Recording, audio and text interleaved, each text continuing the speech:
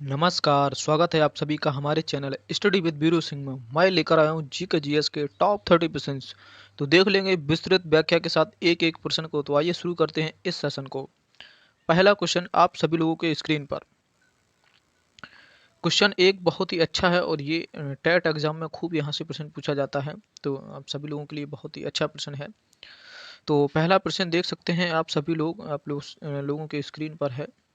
पहला प्रश्न क्या कह रहा है कि भारत सरकार ने वन संरक्षण अधिनियम किस वर्ष पारित किया था? ऐसा प्रश्न पूछ रहा है। वन संरक्षण अधिनियम है ना, क्या 1976 में या फिर 83 में या फिर 1980 में या 88 में, है ना? तो वन जो संरक्षण अधिनियम है वो कब पारित किया था? इसका सही विकल्प का चुनाव करें। तो जो भी साथी विकल्प बी की तरफ बढ़ रहे हैं वो सही है। वन संरक्षण अधिनियम 1980 में है। अगर बात कर लेते हैं कि वन्य जीव संरक्षण अधिनियम ये कब मनाया जाता है, तो ये है 1972 में मनाया गया। ठीक है, बहुत ही इंपॉर्टेंट है। तो फिलहाल इतना पर्याप्त है। क्वेश्चन नंबर इसका सही विकल्प हो जाएगा बी। क्वेश्चन नंबर अगला देख लेते हैं।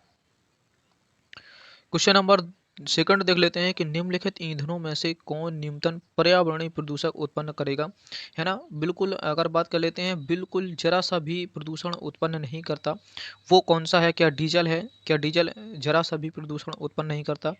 क्या कोयला करता है? क्या मिट्टी का तेल नहीं करता? या हाइड्रोजन नहीं करता, है ना? तो ये बहुत ही अच्छा प्रश्न है। ये दोनों क्वेश्चन पिछले ईयर्स के टेट एग्जाम में पूछे गए हैं। तो जो भी साथी टेट का एग्जाम देने वाले हैं उनके लिए वीडियो बहुत ही उपयोगी साबित हो सकता है। तो फिलहाल देख लेते हैं कि निम्नलिखित ईंधनों में से कौन सा ईंधन बिल्कुल भी जरा सा भी मतलब प्रदूषण उत्पन्न नहीं करता? तो क्या मिट्टी का तेल हो जाएगा? ये बिल्कुल करता है, ये भी करता है और ये भी, है ना? तो इसका सही विकल्प हो जाएगा कि हाइड्रोजन ये पर्यावरणीय प्रदूषण उत्पन्न नहीं करता। तो इसका सही विकल्प हो जाएगा ए। क्वेश्चन नंबर अगला देख लेते हैं। क्वेश्चन नंबर थर्ड कह रहा है कि मोबाइल चार्जर होता है, मतलब ये जो मोबाइल का चार्जर होता है, क्या एक इन्वर्टर है? क्या ये एक यूपीएससी है? यूपीएस है ना, यूपीएस। क्या एक उपचाई ट्रांसफार्मर है? क्या अपचाई ट्रांसफार्मर है? क्या है? ये बहुत ही अच्छा प्रश्न है। हम सभी लोगों के दैनिक जीवन में मतलब इनसे जुड़े रहते हैं। तो यह एक अपचाई ट्रांसफार्मर है। इसका सही विकल्प हो जाएगा डी। क्वेश्चन नंबर अगला देख लेते हैं। हाँ, और एक मोबाइल से याद आ गया, एक क्वेश्चन यहीं छोड़ दे रहा हूँ, मैं बता देता हूँ कि मोबाइल में जो बैटरी होती है ना, मोबाइल में जो बैटरी होती है वो लिथियम की बनी होती है। ये भी बहुत ही इंपॉर्टेंट क्वेश्चन है। किसकी बनी होती है? लिथियम, क्योंकि ये बहुत ही हल्की धातु है। ये ध्यान रखना कि मोबाइल में जो बैटरी होती है वो लिथियम की बनी होती है और ये बहुत ही हल्की धातु है। क्वेश्चन पूछा जाए कि हल्की धातु कौन सी है? लिथियम है। अगर भारी धातु पूछता है तो ओसीएम हो जाएगी। फिलहाल इतना पर्याप्त है। क्वेश्चन नंबर अगला देख लेते हैं। क्वेश्चन नंबर 4 देख लेते हैं। क्या कह रहा है कि एक कटा हुआ हीरा जगमगाहट के कारण चमकता है ना? जगमगाहट के कारण चमकता है। एक हीरा है, बहुत ही चमक होती है उसकी, वो किसके कारण होती है ना? क्या वो स्वाभाविक गुण है इसका चमकना? क्या वो प्राकृतिक देन है? या पूर्ण आंतरिक परावर्तन के कारण चमकता है? या फिर उसके जो अणुओं की जो संरचना है उसके कारण? या फिर प्रकाश के अवशोषण को वो अवशोषण कर लेता है, इस वजह से चमकता है? तो ये साइंस का बहुत ही अच्छा इंपॉर्टेंट क्वेश्चन है। सभी कर ले गए होंगे मुझे आशा है, क्योंकि आप सभी बहुत ही बढ़िया हैं, उम्दा हैं और यूनिक हैं, है ना? तो इसका सही विकल्प हो जाएगा बी कि पूर्ण आंतरिक परावर्तन के कारण ही हीरा चमकता है। क्वेश्चन नंबर अगला देख लेते हैं। क्वेश्चन नंबर 5 क्या कह रहा है कि निम्नलिखित में से कौन सा पदार्थ प्राकृतिक बहुलक है ना? मतलब प्राकृतिक का मतलब होता है जो नेचुरल हो, है ना? नेचुरल। क्या बेकेलाइट नेचुरल है? क्या केबलर है? या जो लैक्सोन है या रेशम है? कौन सा प्राकृतिक बहुलक है, मतलब नेचुरल है, प्रकृति की देन है? तो ये इसका सही विकल्प हो जाएगा रेशम, है ना? यहाँ से रेशम अगर पूछ जाए कि रेशम सर्वाधिक उत्पादन कहाँ होता है, तो होता है रेशम कहाँ? कर्नाटक में, है ना? बहुत ही उम्दा प्रश्न है ये। एक बार पूछा गया था रेशम का सर्वाधिक उत्पादक राज्य कौन सा है, तो वो हो जाएगा तुम्हारा कर्नाटक। फिर इसके बाद आता है तुम्हारा तमिलनाडु, आंध्र प्रदेश, है ना? तो पहले नंबर पे कौन है? कर्नाटक। बहुत ही उम्दा प्रश्न है। क्वेश्चन नंबर फिलहाल इसका सही विकल्प हो जाएगा जो प्राकृतिक बहुलक है वो है रेशम। क्वेश्चन नंबर अगला देख लेते हैं। क्वेश्चन नंबर 6 क्या कह रहा है कि यूरिया है ना? यूरिया, यहाँ से एक क्वेश्चन पूछा जाता है, वो मैं क्वेश्चन बता दूंगा कि कौन सा क्वेश्चन पूछा जाता है। क्या एक नाइट्रोजन युक्त कार्बनिक है या अकार्बनिक है या एक पादप हार्मोन है या एक ऊर्जा सूची है ना? कौन है जो क्वेश्चन नंबर इसका सही विकल्प का चुनाव करें। तो जो भी साथी एक ही तरफ बढ़ रहे हैं कि यूरिया क्या एक नाइट्रोजन युक्त है और क्या है ये कार्बनिक पदार्थ है ना। अब ये क्वेश्चन पूछा जाता है एग्जाम में कि यूरिया में नाइट्रोजन की कितनी मात्रा होती है, तो वो होती है 46%। यही प्रश्न पूछा जाता है कि यूरिया में नाइट्रोजन की कितनी मात्रा होती है, तो 46% मात्रा होती है ना। अगर यूरिया का फॉर्मूला पूछता है, रासायनिक सूत्र पूछता है, तो इसका फॉर्मूला हो जाएगा CONH2 होल स्क्वायर 2 है ना। तो फिलहाल इतना पर्याप्त है। क्वेश्चन नंबर अगला देख लेते हैं। इसका सही विकल्प होगा कि एक नाइट्रोजन युक्त कार्बनिक यौगिक है ना। क्वेश्चन नंबर अगला देख लेते हैं। क्वेश्चन नंबर से 7 देख लेते हैं कि एलपीजी सिलेंडर में रिसाव होता है, उसमें कौन सी गंध आती है, गैस होती है ना। तो ये क्वेश्चन बहुत ही उम्दा है, आप सभी लोग कर ले गए हैं क्योंकि ये क्वेश्चन बहुत ही सिंपल है, आसान है ना। तो जो भी साथी नए हैं चैनल को सब्सक्राइब करें, बेल आइकन को प्रेस करें। यहाँ से जितना भी मुझसे बनता है मैं चारों विकल्प को मैं खोजने की कोशिश करता हूँ कि ये विकल्प क्यों रखा गया है, इसके बारे में इसका रखने का क्या उद्देश्य था। तो आप सभी लोग बने रहें मेरे साथ। एलपीजी सिलेंडर में जो रिसाव होता है उसमें कौन सी गैस होती है, तो बता देता हूँ मैं। क्या वो मीथेन होती है, ब्यूटेन होती है, प्रोपेन होती है या इथाइन मरकैप्टन होता है, क्या होता है। तो जो भी साथी विकल्प डी लगा रहे हैं वो बहुत ही बढ़िया है, उम्दा है कि इसमें जो मरकैप्टन होता है ये मिलाया जाता है। बस इतना याद रखें कि इसमें क्या मिलाया जाता है कि जिससे पता चल सके कि हाँ गैस का रिसाव हो रहा है, तो वो मरकैप्टन मिला देते हैं। अगर पूछा जाता है एलपीजी में किसका मिश्रण होता है, तो याद रख सकते हैं बीपी से है ना। बी से बनेगा तुम्हारा ब्यूटेन और पी से बनेगा तुम्हारा प्रोपेन है ना। याद हो गया कि इसमें किन गैसों का मिश्रण होता है, तो ब्यूटेन और प्रोपेन का मिश्रण होता है और गंध के लिए मरकैप्टन मिलाया जाता है ना। क्वेश्चन नंबर फिलहाल क्वेश्चन नंबर 7 का देख लेंगे कि इसका सही विकल्प हो जाएगा मरकैप्टन है ना। क्वेश्चन नंबर इतना है। क्वेश्चन नंबर अगला देख लेते हैं। क्वेश्चन नंबर क्या कह रहा है कि निम्नलिखित में से किस जंतु में खुर नहीं पाए जाते हैं ना। खुर मतलब जो पैर होते हैं वो जो उनमें खुद होते हैं, गद्दीदार होते हैं जो पैर होते हैं, खुर होते हैं वो क्या। देखो घोड़े में तो खुर होता है, सभी ने देखा है। हिरन में भी खुर होता है और जेब्रा में भी खुर होता है। एक ये गीदड़ बचता है, इसमें खुर नहीं होता। इसमें क्या होता है, इसमें होता है नाखून युक्त है ना। इसमें होता है नाखून युक्त गद्दीदार इसके पैर होते हैं। ठीक है, गीदड़ के गद्दीदार पैर होते हैं। तो फिलहाल इतना पर्याप्त है कि पूछा गया था कि खुर नहीं पाया जाता है, तो गीदड़ में नहीं पाया जाता है। अगला क्वेश्चन देख लेते हैं। क्वेश्चन नंबर 9 देख लेंगे। बहुत ही अच्छा प्रश्न है, पूछा गया है, कई एग्जाम में पूछा गया है कि लोकसभा का अधिवेशन गठित करने के लिए गणपूर्ति कोरम कितना होना चाहिए। अगर एक चीज़ याद रखें, अगर ये लोकसभा, राज्यसभा, संसद, अगर कुछ भी याद नहीं रख पाते हैं तो इतना याद रखें, गणपूर्ति कोरम कितना था। ठीक है, इतना जरूर याद रखें। क्या सदन के कुल सदस्यों का 1/6 भाग या 1/10 भाग या 1/4 भाग या 1/3 भाग है ना। तो गणपूर्ति कोरम ही याद रखें, तो इस गणपूर्ति कोरम होता है 1/10 भाग है ना। ये इंपॉर्टेंट है, बहुत ही इंपॉर्टेंट है कि अगर पूछा जाए गणपूर्ति कोरम कितना होता है किसी भी सदन का, किसी भी मतलब उसका, तो 1/10 ही होगा। बस आप इतना याद रखें, गणपूर्ति कोरम जहां भी आएगा आप 1/10 को टिक कर देंगे, आंसर सही माना जाएगा। तो फिलहाल इतना पर्याप्त है कि इसका सही विकल्प हो जाएगा कि 1/10। तो गणपूर्ति कोरम को याद रख लेना कितना है, 1/10 है ना। प्रश्न इतना पर्याप्त था। क्वेश्चन नंबर अगला देख लेते हैं। क्वेश्चन नंबर 10 कूट वाला प्रश्न है और ऐसे कूट वाले प्रश्न यूपीएससी एग्जाम पूछता है, तो ये मैंने इसलिए तो ये इसको और कर लेता हूँ।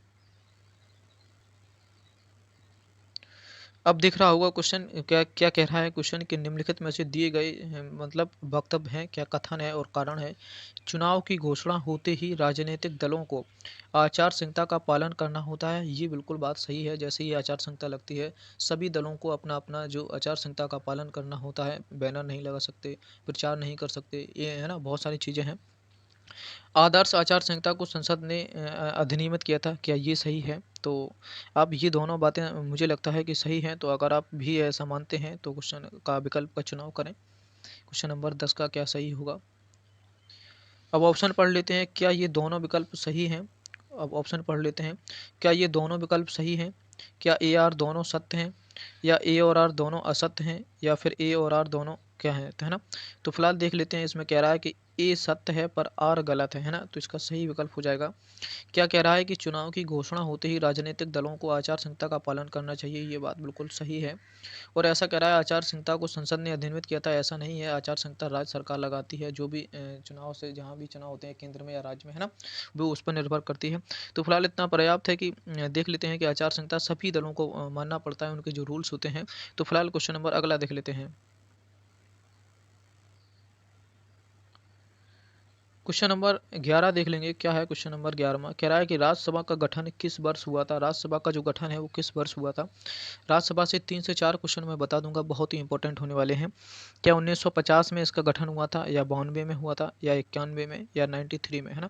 राज्यसभा का गठन कब हुआ था, ऐसा प्रश्न पूछा जा रहा है। तो मैं बता देता हूँ कि इसका गठन हुआ था, कब हुआ था, राज्यसभा का गठन कब हुआ था। तो ये 1952 में हुआ था, है ना। कब हुआ था गठन इसका, 3 अप्रैल 1992 को इसका गठन हुआ था, है ना। बहुत ही इंपॉर्टेंट है कि राज्यसभा का गठन कब हुआ था, 3 अप्रैल 1952 को हुआ था। और पूछ लें इसकी पहली बैठक कब हुई थी, है ना, क्योंकि गठन हो गया तो इसकी पहली बैठक भी होगी। अब ये अप्रैल में गठन हुआ था तो अप्रैल के बाद ही इसकी पहली बैठक होगी, है ना। तो कब हुई थी, 13 मई 1992 को, है ना। ये दोनों क्वेश्चन बहुत ही इंपॉर्टेंट है, पूछा जाता है कि अगर पूछा जाए कि इसका गठन कब हुआ था राज्यसभा का, तो 3 अप्रैल को इसका गठन हुआ था, मतलब बनी थी, है ना, राज्यसभा बनी थी 3 अप्रैल को। अब पहली बैठक भी होती है तो अप्रैल के बाद ही हो गई, कब हुई थी, तो मई में हुई थी, है ना, 10 दिन बाद, मतलब, है ना। तो क्या बोल सकते हैं इसको, 13 मई को हुई थी। क्वेश्चन नंबर इतना पर्याप्त है। और राज्यसभा का अगर आर्टिकल पूछता है तो 80 हो जाएगा राज्यसभा, है ना, बहुत ही उम्दा है। और वर्तमान में 245 सीटें हैं, है ना। और क्या है इसमें, और भी बता सकता हूँ कि ये इसमें 250 सीटें कुल हैं और 245 वर्तमान में है। फिलहाल इतना पर्याप्त है राज्यसभा से। क्वेश्चन नंबर अगला देख लेते हैं। क्वेश्चन नंबर 12, आप सभी लोगों की स्क्रीन पर निम्नलिखित में से अंतर जातीय परिषद का गठन करने के लिए अधिकृत है, क्या वो संसद है। अंतर जातीय जो परिषद है इसका गठन कौन कर सकता है। क्या राष्ट्रपति कर सकता है, लोकसभा अध्यक्ष कर सकता है, प्रधानमंत्री कर सकता है। तो इसका सही विकल्प हो जाएगा कि ये इसका गठन जो अंतर्राष्ट्रीय परिषद होती है उसका गठन कौन कर सकता है, तो ये राष्ट्रपति कर सकता है। अगर राष्ट्रपति की बात करते हैं तो ये अनुच्छेद 52 में आता है। और इसका कार्यकाल 5 वर्ष होता है, याद रख सकते हैं। इसका वेतन 5 लाख रुपए होता है जो इनकम टैक्स से मुक्त होता है ना। बहुत ही उम्दा प्रश्न है। अगर पूछे जाए कि महाभियोग प्रक्रिया का अनुच्छेद कितना 61 है, और क्षमादान की बात कर लेते हैं तो 72 हो जाएगा, है ना।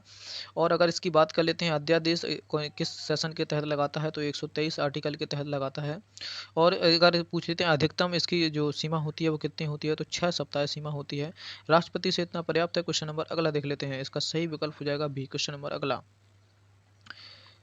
क्वेश्चन नंबर 13 देख लेंगे। क्या कह रहा है कि प्रोटेम स्पीकर समानता किसे नियुक्त करता है, मतलब जो प्रोटेम स्पीकर है क्या वो पिछली लोकसभाओं के अध्यक्ष को, या पिछली लोकसभा के उपाध्यक्ष को, या नवनिर्वाचित लोकसभा के वरिष्ठतम सदस्यों में से किसी एक को, या विपक्षी लोकसभा के नेता को, है ना।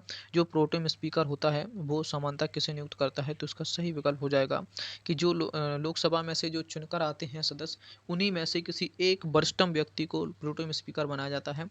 तो वर्तमान में प्रोटेम स्पीकर कौन है, तो ओम बिरला साहब हैं। बहुत ही बढ़िया। क्वेश्चन नंबर अगला देख लेते हैं।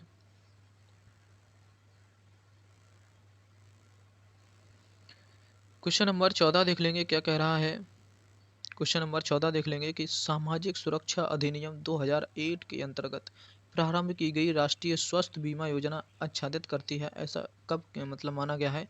क्या केवल गठित क्षेत्र के श्रमिक को, क्या केवल ग्रामीण श्रमिकों को, केवल असंगठित क्षेत्र के जो ग्रामीण संगठन है उसको, या सभी श्रेणियों के श्रमिकों को। क्वेश्चन नंबर 14 का सही विकल्प का चुनाव करें।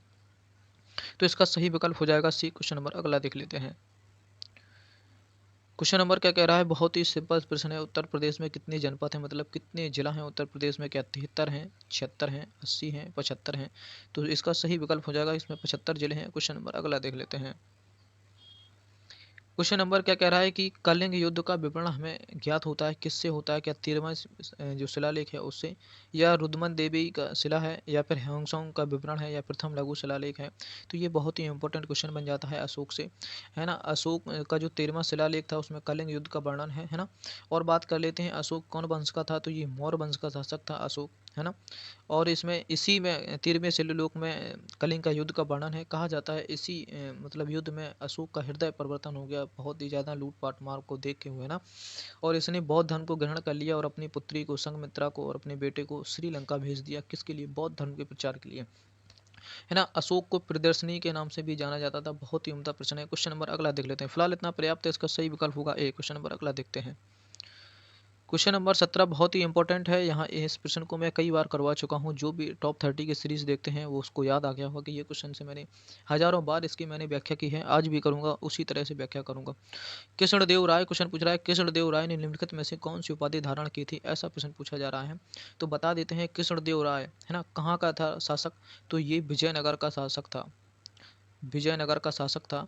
और इसकी मतलब इसे बसाया किसने था? इसे बसाया था तुम्हारे हरियर और बुक्का ने। ये दो भाई थे, हरियर और बुक्का ने बसाया था। कब बसाया था? 1336 ईस्वी में इसको बसाया था। और विजयनगर की अगर पूछ लें राजधानी कौन थी, तो हम्पी कर्नाटक इसकी राजधानी थी, है ना।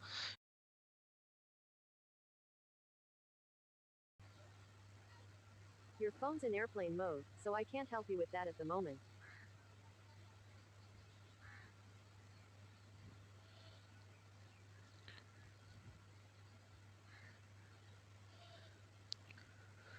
तो देख लेते हैं, यहाँ से कुछ गड़बड़ हो गया था कि कृष्णदेव राय ने निम्नलिखित में से कौन सी उपाधि धारण की है। तो क्या ये उदय भोज है, देव भोज है, आंध्र भोज है, राज भोज है ना, क्या है? तो देख लेंगे कि विजयनगर साम्राज्य में ये शासन राज्य करते थे, विजयनगर साम्राज्य से। तो अगर पूछा जाए विजयनगर की राजधानी क्या है, तो इसकी राजधानी क्या थी? हम्पी कर्नाटक, है ना। को पूछा जाता है प्रश्न के हम्पी के अवशेष कहाँ मिले थे, है ना, तो ये हम्पी में मिले थे। और बता देता हूँ यहाँ से कि विजयनगर साम्राज्य को किसने बसाया था? तो हरियर और बुक्का, ये दो भाई थे, इन्होंने बसाया था। कब बसाया था? 1336 ईस्वी में बसाया था, है ना।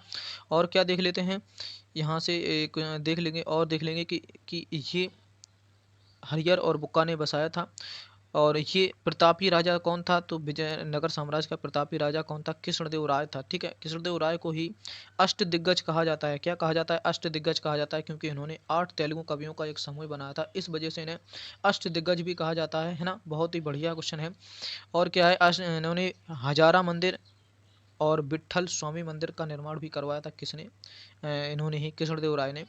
और कृष्णदेव राय ने 2 किताबें भी लिखी हैं। कौन सी किताबें लिखी हैं? आमुक्ता माल्याद, और एक क्वेश्चन और लिखी है जामवती, है ना। जामवती, है ना, बहुत ही इंपॉर्टेंट है। और जामवती किस भाषा में लिखी है? संस्कृत भाषा में। ये भी क्वेश्चन बहुत पूछा जाता है। फिलहाल इतना पर्याप्त है। कृष्णदेव राय ने कौन सी उपाधि धारण की थी? तो प्रश्न नंबर 17 का भी सही हो जाएगा, आंध्र भोज की, है ना। कि अगर पूछा जाए कि आंध्र भोज किसे कहा जाता है? कृष्णदेव राय को कहा जाता है। और पूछा जाए कि अष्ट दिग्गज किन्हें कहा जाता है? तो ये कृष्णदेव राय को कहा जाता है। विट्ठल स्वामी हजारा मंदिर का निर्माण किसने किया था? कृष्णदेव राय ने किया था, है ना। और पूछा जा सकता है कि जामवती और अमुक्ता माल्याद पुस्तक के लेखक कौन है? तो कृष्णदेव राय हैं। तो फिलहाल इतना पर्याप्त है। इनसे क्वेश्चन नंबर अगला देख लेते हैं। क्वेश्चन नंबर 18 क्या कह रहा है कि गुलाम का गुलाम किसे कहा गया है? क्या मोहम्मद गोरी को, बलबन को, कुतुबुद्दीन ऐबक को, इल्तुतमिश को? गुलामों का गुलाम किसे कहा गया है? तो प्रश्न नंबर ये पीसीएस 2017 में प्रश्न पूछा गया था। जो भी साथी देख सकते हैं, पीसीएस 2017 का पेपर उठा के देख सकते हैं, यही क्वेश्चन पूछा गया था। गुलामों का गुलाम किसे कहा जाता है? तो ये इल्तुतमिश को कहा जाता है। क्यों कहा जाता है? क्योंकि ये कुतुबुद्दीन ऐबक का गुलाम था। कुतुबुद्दीन ऐबक का गुलाम था और ये दामाद भी था, है ना। तो अगर पूछा जाता है इस इल्तुतमिश ने क्या बोलते हैं, हाँ, चालीसा का गठन भी किया था, 40 गुलामों का गठन किया था। ये क्वेश्चन बहुत इंपॉर्टेंट हो जाता है कि चालीसा का गठन किया था और आगे चल के किसने खत्म कर दिया था? बलबन ने समाप्त कर दिया था। इल्तुतमिश की एक पुत्री थी रजिया सुल्तान, जो आगे चलकर बहुत ही महत्वपूर्ण रोल अदा करती है अपने जीवन का। तो फिलहाल इतना पर्याप्त है। इल्तुतमिश ने क्या किया था? चांदी का टका और जीतल भी चलवाए थे। और क्या किया था? जो कुतुबुद्दीन ऐबक ने जो कुतुब मीनार बनवाई थी, क्योंकि 1210 में खत्म हो गया था, इसका पूरा निर्माण इल्तुतमिश ने ही करवाया था। और क्या कहता है, इल्तुतमिश ने सुल्तानगढ़ी का मकबरा भी बनवाया था। कहाँ बनवाया था? ये दिल्ली में बनवाया था। फिलहाल इतना पर्याप्त है। क्वेश्चन नंबर अगला देख लेते हैं। क्वेश्चन क्या कह रहा है कि किस वर्ष बाबर ने सुल्तान इब्राहिम लोदी को पानीपत की लड़ाई में पराजित किया? ये क्वेश्चन बहुत ही इंपॉर्टेंट है और सभी कर ले गए होंगे, मुझे आशा है इस बात की, क्योंकि ये इससे सरल क्वेश्चन मुगल वंश से इससे सरल क्वेश्चन दुनिया में नहीं बना है अब तक। कि मुगल वंश कब शुरू होता है? तो 1526 से शुरू होता है। कब हुआ था? 21 अप्रैल 1926 से शुरू हुआ था, है ना, और ये किसकी देन है? तो ये इब्राहिम लोदी की देन है। इब्राहिम लोदी ने हार गए थे और इब्राहिम लोदी को बाबर ने ही मार दिया था। ये पहला शासक था जो कि इब्राहिम लोदी, जिसका मतलब हत्या हुई थी, मतलब मार दिया गया था। कहाँ? युद्ध के मैदान में मार दिया गया था। किसने मारा था? बाबर ने इसको हत्या कर मार दिया था। तो फिलहाल इतना पर्याप्त है कि बाबर ने मतलब कब इसको, तो इसी युद्ध में और बता देता हूँ कि जो पानीपत का युद्ध हुआ था 21 अप्रैल 1526 को, बाबर ने तुलगामा पद्धति और बोल सकते हैं क्या, तुलगामा पद्धति, और एक कोई थी पद्धति, क्या बोलते हैं उसको, तोपों की पद्धति है ना, तोपों का प्रयोग, तुलगामा पद्धति है ना, बारूद का प्रयोग, ये सब उसने प्रयोग किया था यहाँ पे। और एक क्वेश्चन बाबर से बहुत ही इंपॉर्टेंट याद आ गया कि खानवा के युद्ध में बाबर ने जिहाद का नारा दिया था। ये क्वेश्चन बहुत ही पूछा जाता है कि किस युद्ध में बाबर ने जिहाद का नारा दिया था, तो खानवा के युद्ध में दिया था। फिलहाल इतना पर्याप्त है। क्वेश्चन नंबर अगला देख लेते हैं। क्वेश्चन नंबर 20 क्या कह रहा है कि नीलांग घाटी किस राज्य में स्थित है? क्या हिमाचल प्रदेश में है, जम्मू कश्मीर में है, सिक्किम में है, उत्तराखंड में है, कहाँ स्थित है? नीलांग घाटी किस राज्य में स्थित है ना? तो ये हिमाचल प्रदेश में है, जम्मू कश्मीर में है, सिक्किम में है, उत्तराखंड में है, कहाँ स्थित है? तो जो भी विकल्प एक ही तरह बढ़ रहे हैं वो बहुत ही सावधान हो जाएं, क्योंकि उन्हें झटका लगने वाला है 440 वोल्ट का। तो इसका सही विकल्प हो जाएगा ए, उत्तराखंड है ना। तो इसका सही विकल्प हो जाएगा नीलांग घाटी कहाँ स्थित है, तो ये उत्तराखंड में स्थित है। फिलहाल इतना पर्याप्त है कि हिमाचल वाले सुधर जाए, है ना। क्वेश्चन नंबर अगला देख लेते हैं कि निम्नलिखित दर्रों में से कौन सा दर्रा लेह से होकर जाता है? तो जोजिला दर्रा कहाँ है? जम्मू कश्मीर में है। सिपकीला दर्रा कहाँ है? हिमाचल प्रदेश में है। बनिया दर्रा कहाँ है? जम्मू कश्मीर में है ना। जोजिल दर्रा कहाँ है? जम्मू कश्मीर में है। जोजिला दर्रा और बनियान दर्रा और बुजिल दर्रा ये कहाँ, ये जम्मू कश्मीर में है ना। फिलहाल क्वेश्चन पूछ रहा है कि लेह से होकर जाने वाला दर्रा कौन सा है, तो क्वेश्चन नंबर 21 का सही विकल्प का चुनाव करें।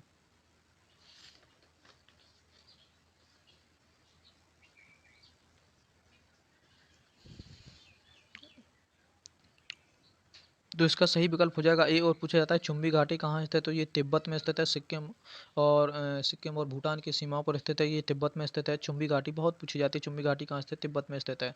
और भी मैं कुछ दर्रे बता देता हूँ, जैसे पूछे जाए तुजू दर्रा कहाँ है, बहुत ही फेमस दर्रों को मैं बता दे रहा हूँ। तुजू दर्रा कहाँ है, तो ये मणिपुर में स्थित है ना। तुजू दर्रा कहाँ है, मणिपुर में स्थित है। और पूछे जाए कि माना, नीति और लिपू लेक, ये तीनों दर्रा कहाँ स्थित हैं, तो ये स्थित हैं तुम्हारे उत्तराखंड में है ना। माना नीति याद कर लें ऐसी लाइन से, माना नीति लिपू ये कहाँ स्थित हैं, उत्तराखंड में स्थित हैं। और भी जैसे बात कर लूँगा नाथुला दर्रा, बहुत ही इंपॉर्टेंट है कि नाथुला दर्रा कहाँ स्थित है, तो नाथुला दर्रा स्थित है तुम्हारा सिक्किम में, है ना। बहुत ही अच्छा प्रश्न है। और बता देता हूँ दिफू दर्रा है ना, दिफू दर्रा कहाँ स्थित है, तो ये अरुणाचल प्रदेश में है। और बोमडिला दर्रा भी अरुणाचल प्रदेश में है। इतना पर्याप्त था। यहाँ से क्वेश्चन नंबर अगला देख लेते हैं। क्वेश्चन नंबर 22, ये इस क्वेश्चन को मैंने कल ही करवाया है। जो भी कल की वीडियो को जिसने नहीं देखा है वो प्लेलिस्ट में जाकर वीडियो को देख सकते हैं। मैंने ये इस क्वेश्चन को कल ही करवाया है और याद करने का ट्रिक भी बताया, इसको कैसे याद कर लेते हैं। ये क्वेश्चन बहुत ही इंपॉर्टेंट है, यहाँ से ज़रूर से ज़रूर पूछा जाता है एग्जाम में कि प्रायद्वीप भारत की सबसे ऊँची चोटी कौन सी है। तो कोई कोई दोदा बेटा लगा देता है, तो कोई अनाई मुड़ी लगा देता है। कन्फ्यूजन है। मैंने इस क्वेश्चन को बहुत ही आसान भाषा में बताया था कि आप इसे कैसे हल कर सकते हैं, क्योंकि ये दोनों प्रायद्वीप भारत की चोटियाँ ही हैं, है ना। दोनों ही स्थित है कि कोई केरल में है, कोई तमिलनाडु में है। दोनों ही प्रायद्वीप भारत की सबसे ऊंची चोटियां हैं ना। तो कोई कन्फ्यूजन हो जाता है, कोई दोदा बेटा बताता है, कोई नाई मुड़ी बताता है। तो मैंने बताया था कि इसको कैसे याद रख सकते हैं। देखो इसे कैसे याद रख सकते हैं। इसकी ऊंचाई है 2695 है ना। इसकी ऊंचाई है 2637 है ना। मैंने कल बताया था कि भैया जो 95 है वो बड़ा होगा और जो 37 है वो छोटा होगा। मतलब बड़े छोटे का मतलब पहले नंबर और दूसरे नंबर पे है ना।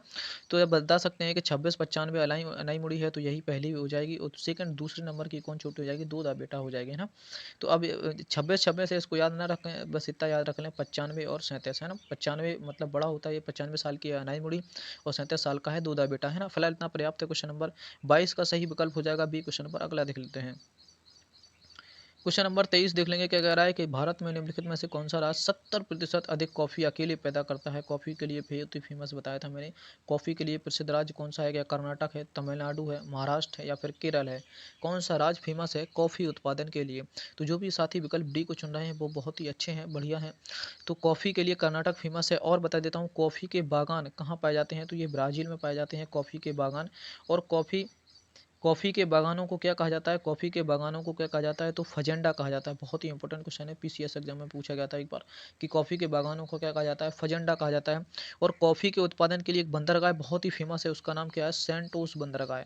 सेंटोस बंदरगाह है, ये कहाँ स्थित है? तो ये ब्राज़ील में स्थित है। सेंटोस बंदरगाह ब्राज़ील में स्थित है। और ये सेंटोस बंदरगाह कॉफ़ी के उत्पादन के लिए फेमस है। तो कॉफ़ी की अगर बात करें तो ब्राज़ील में सर्वाधिक होती हैं, और सेंटोस बंदरगाह कॉफ़ी के लिए फेमस है।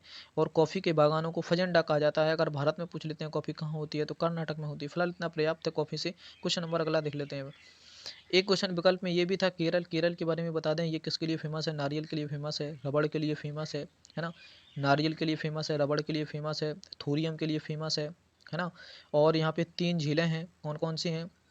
वेम्बनाड झील है, और पेरियार झील है, और एक और बची है, देखो अष्टमुडी झील है ना, ये इतना पर्याप्त था केरल से। क्वेश्चन नंबर अगला देख लेते हैं। क्वेश्चन नंबर 24 का कह रहा है कि तापी का तेल शोधक जो कारखाना है वो कहाँ स्थित है? क्या असम में, असम में है, क्या कर्नाटक में है, उत्तर प्रदेश में है, आंध्र प्रदेश में है? बता देते हैं कि असम में, डिगबोई असम में एक तेल का कुआं है ना, बहुत ही इंपॉर्टेंट है, डिगबोई असम में है। तो फिलहाल इसका सही विकल्प 24 का सही विकल्प का चुनाव करें। तो जो भी साथी विकल्प डी की तरफ जा रहे हैं वो सही हैं। अगर बात कर लेते हैं जो तातीपा का जो तेल शोधक है ये आंध्र प्रदेश में स्थित है। बहुत ही बढ़िया। क्वेश्चन नंबर अगला देख लेते हैं।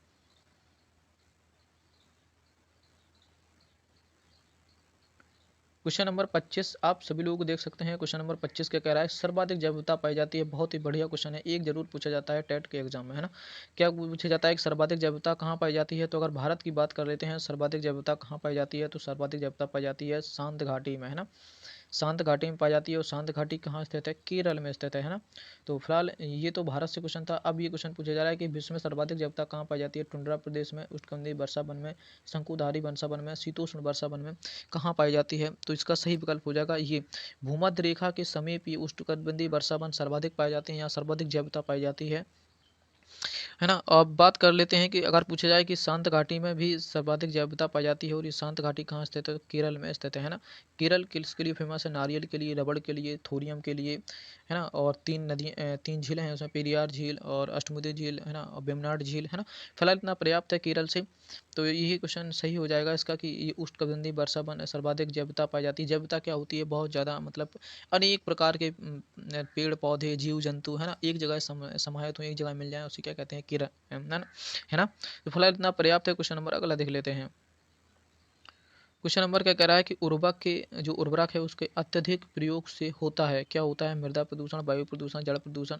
आप किसी खेत में मात्रा से अधिक खाद का प्रयोग करते हैं, ज़रूरत थी 10 बोरी की, आपने डाल दिया 50 बोरी, तो ऐसा भी नुकसान कर देता है। ये क्या क्या नुकसान कर देता है? जल प्रदूषण को घटाता है, मृदा प्रदूषण को, वायु प्रदूषण, ये सभी प्रदूषण इसमें हो जाते हैं उर्वरक की अत्यधिक मात्रा का उपयोग करने से। फिलहाल इसका सही विकल्प हो जाएगा डी। क्वेश्चन नंबर अगला देख लेते हैं।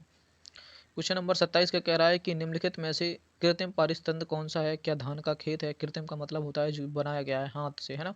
क्या धान का खेत है, या सॉरी घास का मैदान है, या वन है, या फिर झीलें हैं, क्या है? तो मैंने बताया था, एक बात मैंने बता दी थी कि जो हाथ से बनाया जाता है उसे हम कृत्रिम कहते हैं, है ना। तो वन हम हाथ से नहीं बना सकते, ये प्रकृति के देन है। झीलें भी प्रकृति के देन है, घास के मैदान भी प्रकृति के देन है। तो फिलहाल इसका सही विकल्प हो जाएगा कि ये धान का खेत हम खुद लगाते हैं धानों को। तो इसी धान के खेत में एक गैस पाई जाती है जिसका नाम क्या है? मीथेन गैस, है ना। और मीथेन गैस कहाँ पाई जाती है? कोयला की खदानों में पाई जाती है, ये भी याद रखें। फिलहाल इसका सही विकल्प हो जाएगा कि जो पूछ रहा था कृत्रिम पारिस्थितिकी है तो धान का खेत, इसका सही विकल्प हो जाएगा ये टेट परीक्षा 2013-14 में पूछा गया था। आप सभी लोग पेपर उठा के देख सकते हैं। क्वेश्चन नंबर अगला देख लिए। क्वेश्चन नंबर क्या कह रहा है कि निम्नलिखित में से कौन सा वायु प्रदूषक ऑक्सीजन की अपेक्षा अधिक तीव्रता से रक्त के हीमोग्लोबिन में घुल जाता है ना। रक्त के, क्या वो पेन है, क्या वो कार्बन मोनोऑक्साइड है, कार्बन डाइऑक्साइड है, या फिर ओजोन है, कौन है? तो फिलहाल इसका सही विकल्प का चुनाव करें। Question number 28। तो जो भी विकल्प सी की तरफ बढ़ रहे हैं वो सही है। इसको रक्त में हीमोग्लोबिन घुल जाता है ना, रक्त में घुल जाता है। और ये वायु प्रदूषक है ना। वायु प्रदूषक कौन है? कार्बन मोनोऑक्साइड है। ये गाड़ियों वाड़ियों से निकलता है जो धुआं है उसी को कार्बन मोनोऑक्साइड बोलते हैं। और ये इसी को हम दम घोंटू गैस भी कहते हैं, है ना। ये इससे दम घुटता है ना। इसी से दम घोंटू गैस भी कहते हैं, गल घोंटू गैस भी कहते हैं। तो फिलहाल इसका पर्याप्त है कि अगर इससे पूछा जाए कि कार्बन मोनोऑक्साइड में रक्त के हीमोग्लोबिन में घुलकर रक्त को, मतलब रक्त को हीमोग्लोबिन घुल जाती है और सांस को रोक देती है, इसे दम घोंटू गैस बोला जाता है। और ये वायु प्रदूषक गैस है। फिलहाल इतना पर्याप्त है। ओजोन दिवस से बात कर लेते हैं कि ओजोन दिवस को मापने की इकाई क्या है? तो इसके मापने की इकाई है ऑप्शन, है ना। अगर दिवस पूछा जाए तो 16 सितंबर कहाँ पाई जाती है? समता मंडल में पाई जाती है ना। इसके क्षरण के लिए CFC गैस उत्तरदायी है ना। CFC को बोल सकते हैं क्लोरीन गैस, है ना। और अगर बात कर लेते हैं इसके लिए, अगर पूछा जाए कि जो सम्मेलन हुआ था कहाँ हुआ था? मॉन्ट्रियल प्रोटोकॉल कनाडा में हुआ था। इतना क्वेश्चन पर्याप्त है। यहाँ से क्वेश्चन नंबर अगला देख लेते हैं। और ओजोन परत, जो ओजोन परत में छिद्र हो गया था वो कहाँ हो गया था? अंटार्कटिका में हो गया था। किसने बताया था? J फोरमैन ने बताया था। ओजोन परत से इतना पर्याप्त है। क्वेश्चन नंबर अगला देख लेते हैं। क्वेश्चन नंबर 29 देख लेते हैं, क्या 29 कह रहा है? क्वेश्चन नंबर 29 देख लेते हैं, फिर मैं आपको ऑप्शन दिखाता हूँ। क्या कह रहा है? सूची ए और सूची 2 को मिलान करिए, किन से कौन संबंधित है? क्या विनोबा भावे किससे संबंधित हैं? बीजी तिलक, अरुणा आसिफ अली, सरोजिनी नायडू किससे संबंधित हैं? क्वेश्चन नंबर अगला इसी में देख लेते हैं, फिर मैं बता देता हूँ।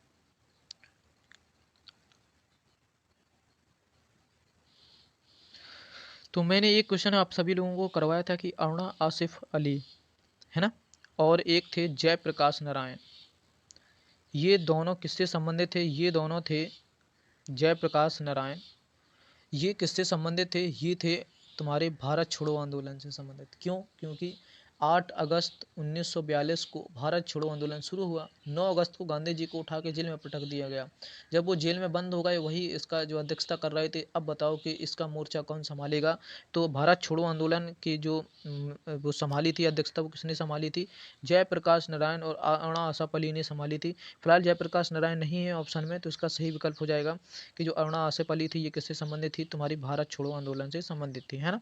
तो एक देखो देखो विकल्प मिल गया। ऐसे ही ऐसे प्रश्नों को हल कर सकते हैं। और बाल गंगाधर तिलक ने क्या किया था? बाल गंगाधर तिलक ने होम रूल की स्थापना की थी। ये भी देखो मिल गया, है ना। अब बचता है, देख लेंगे अब ऑप्शन की तरफ चलते हैं। ऑप्शन की तरफ इसको थोड़ा सा जूम कम कर देता हूँ ताकि आप सभी लोग देख सकें। देखो आ गया, ठीक है।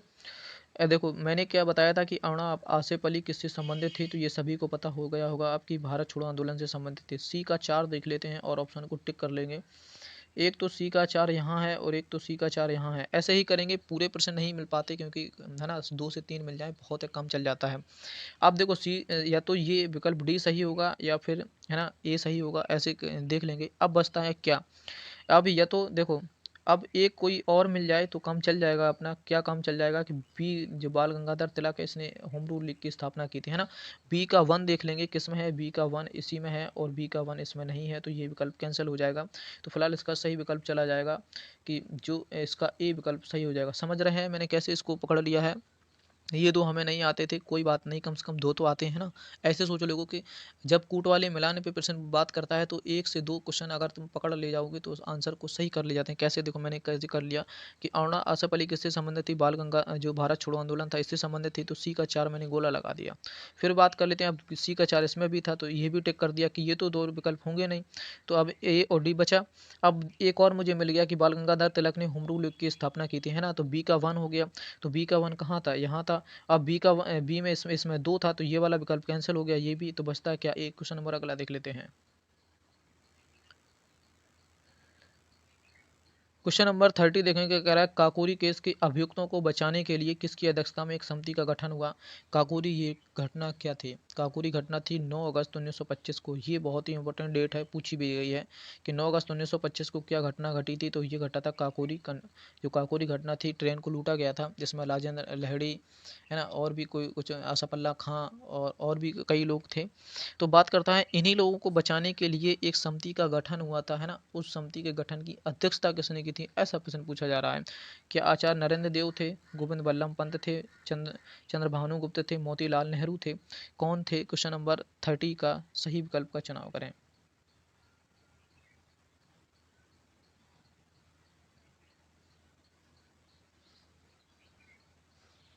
तो इसका सही विकल्प हो जाएगा डी। जो भी साथी विकल्प डी को लगा रहे हैं कि काकोरी केस को बचाने के लिए 9 अगस्त 1925 को ये घटना होती है, इसी को बचाने के लिए मोतीलाल नेहरू ने एक अध्यक्षता का गठन किया था, एक समिति का गठन किया था। जो भी साथी गोविंद बल्लभ पंत की तरफ जा रहे हैं, ये भी सही माना जाएगा। क्यों? क्योंकि गोविंद बल्लभ पंत के ही मतलब नेतृत्व में मोतीलाल नेहरू ने इसका गठन किया था। तो है ना, तो इस ये विवादित प्रश्न भी रहा होगा जब प्रश्न आया होगा, क्योंकि गोविंद बल्लभ पंत भी उस समिति से संबंधित थे, है ना। तो इसमें कन्फ्यूजन होने वाली बात नहीं है अगर इसका डी विकल्प सही दी माना गया है कि मोतीलाल नेहरू ने ही इसकी अध्यक्षता की थी इस समिति को बचाने के लिए, है ना।